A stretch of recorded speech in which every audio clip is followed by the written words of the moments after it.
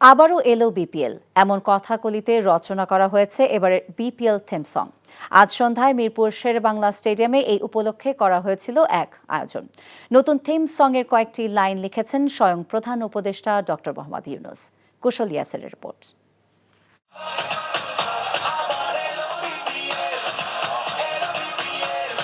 Players draft Mascot উন্মোচনের পর এবার এলো বিপিএল শিরোনামে রঙিন থিম সং প্রকাশ করেছে বিসিবি। স্থান বিসিবির মিডিয়া ব্লগ।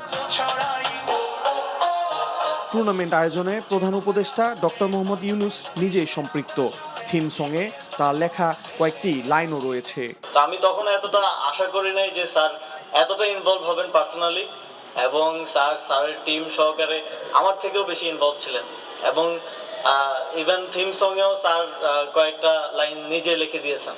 আমাদের প্রধান উপদেষ্টার সরাসরি এত বেশি ইনভলভমেন্ট আছে, কারণ সেই কারণে কিন্তু এই মাত্রায় বিপিএলটা এসছে, কিন্তু সেই কারণে কিন্তু আমরা সবাই সাহস পেয়েছি এবং আমরা অনেক বড় করে দেখার একটা সুযোগ পাচ্ছি।